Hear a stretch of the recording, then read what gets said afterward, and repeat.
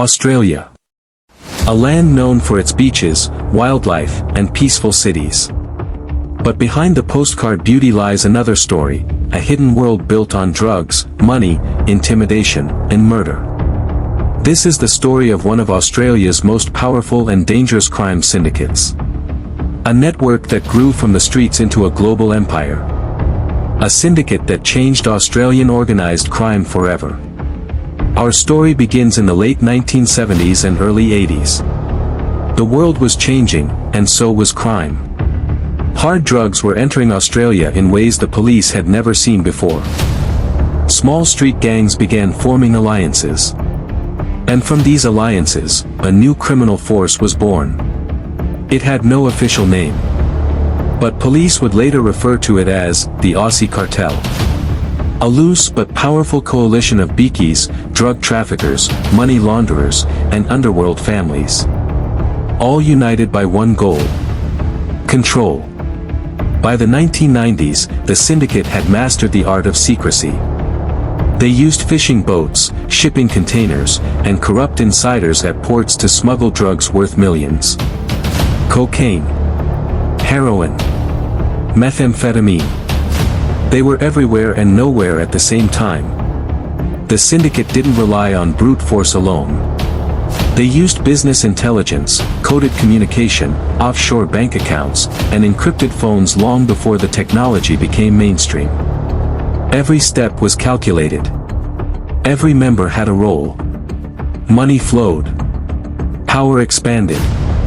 At the heart of the network were men whose names would become legendary in the Australian underworld. Some were bikie commanders. Some were nightclub owners. Others were well-dressed businessmen who lived double lives. Smiling in public, ruthless in secret. They controlled drug routes from Southeast Asia. From Mexico. From Europe. Millions of dollars moved through their hands every month. Violence followed them like a shadow. Shootings. Kidnappings. Assassinations.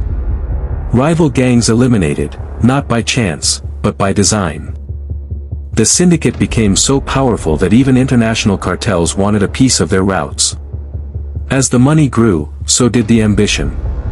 The cartel infiltrated freight companies, trucking lines, real estate businesses, and even casinos. Dirty cash was laundered through luxury cars, gold dealers, and cryptocurrency. Corruption seeped into unexpected places. A few police officers, customs workers, port security staff, silently helped the syndicate move tons of drugs through Australia's borders. For years, the cartel operated almost untouchable, hidden behind layers of fear and influence. But in 2016, something changed.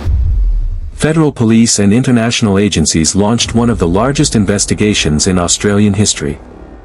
They followed money trails, intercepted secret messages, tracked suspicious cargo from Dubai to Melbourne, from Sydney to Hong Kong.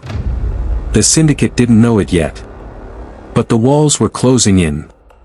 The breakthrough came when authorities infiltrated communications the criminals believed were untraceable. Meetings, shipments, money transfers, everything was recorded in silence. This intelligence created shockwaves. In a single coordinated strike, police raided dozens of properties across multiple states. Luxury mansions, hidden warehouses, secret drug labs, millions in cash seized, vehicles confiscated, dozens arrested. Some of the biggest names in Australia's underworld were suddenly behind bars. The empire they built over decades began to crack. But the syndicate didn't disappear. It adapted. Like a wounded beast, it scattered and evolved, forming smaller, more violent splinter groups. Today, the remnants of the cartel still operate. Not as one massive organization, but as a collection of powerful networks linked by money and opportunity. They work with overseas cartels. They use crypto, dark web marketplaces, and global supply chains. They move drugs worth billions into Australia every year. And while law enforcement has grown stronger, The syndicate has become smarter, more global, and more unpredictable. This is not a story with a clean ending. Because crime evolves. In the shadows of Australia's cities. In quiet suburbs and glittering nightlife districts. In shipping ports and secret warehouses. The legacy of Australia's most dangerous criminal network still lingers. It is a reminder that behind every peaceful society, there is another world. Hidden, silent, but very real. A world built on greed, on power, on fear. And this story,